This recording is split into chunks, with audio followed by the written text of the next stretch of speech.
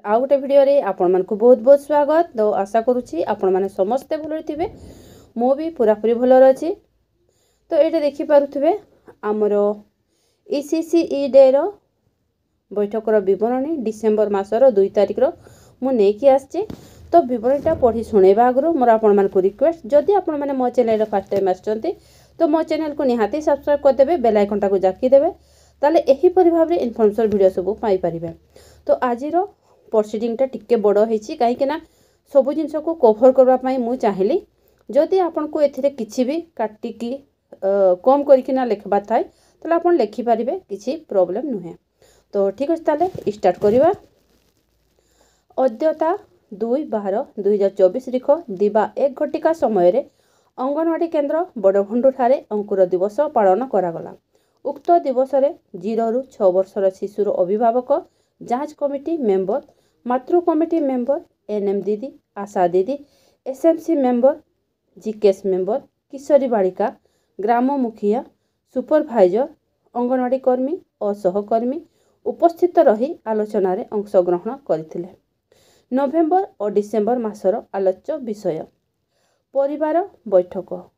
परिवार रे सासू और स्वामी निश्चित करिवे जे पीएलडब्ल्यू को जत्न नेबा, गर्भरे थिबा शिशुर जत्न नेबा, परिवार रे थिबो एसयूडब्ल्यू साम और रक्तहीनता ग्रसित शिशु थांती तांकर सठिक जत्न नेबा। डिसेम्बर मासर आलोच्य विषय परिवार रे थिबा साम और एसयूडब्ल्यू और रक्तहीनता ग्रसित शिशु थांती तांकर सठिक जत्न नेबा। जेउ शिशु मानकर बयस अनुसार ओजन बहुत कम थाए एवं पोषण ट्राकर अंडरवेट ग्राफ रे एसयूडब्ल्यू सूचित करे, तांकु सिवियरली अंडरवेट पुष्टिहीन शिशु कहा जाए।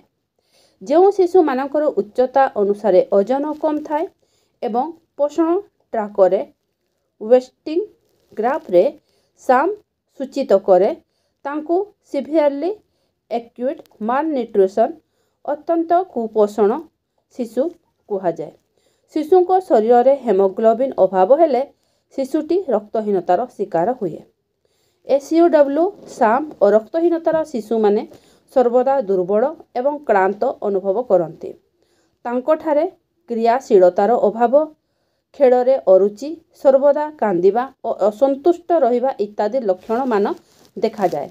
रोग प्रतिरोधक शक्ति कमी जाए। जदि एही परि शिशु घरे थांती तांकु बहुत जत्न दरकार हुए। पुष्टिकर युक्त खाद्य प्रदान करिबा। 6 मासरु ऊर्ध्व बयसर शिशु मानकु माँ क्षीर सह पुष्टियुक्त खाद्य देवा जरूरी।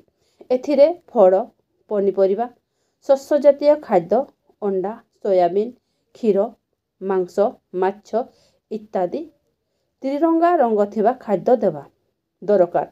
रोग प्रतिरोध शक्ति वृद्धि करिबा निमंते विटामिन सी थिबा फल खाइबाको देवा। विशुद्ध जल पीबाको देवा। परिष्कार परिच्छन्नता प्रति विशेष भाव में सजग रहिबा। शिशुर खाद्य प्रस्तुत समय रे हाथ परिष्कार करिबा। शिशु को मध्य सदा सर्वदा परिष्कार परिच्छन्न रखिबा। माछी बसिथिबा खाद्य देबा नाही। खाद्य को घोड़ाई रखिबा। खाइबा पूर्वरु शिशुर हाथ को सफा करंतु। शिशु माने प्रायतः जहा जिनिस देखंती ताकु पाटी रे पुरांती, तेणु शिशु को यह न करिबाको देबा।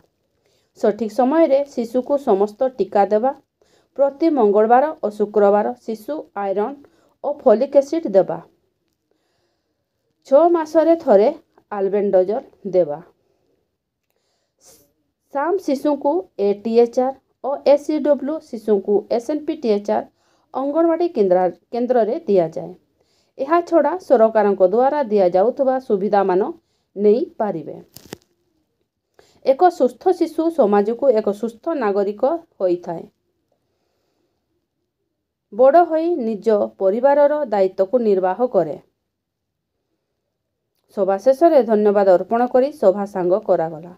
तो मु एही परि भाबरे लेखिछि, जदि किछि भूल भटका थाए मते क्षमा कर देबे। आउ एहार मो पीडीएफ टी हमर टेलीग्राम ग्रुप रे देई देबे। ठीक अछि, ताले रहुछि, देखा हमर नेक्स्ट वीडियो रे।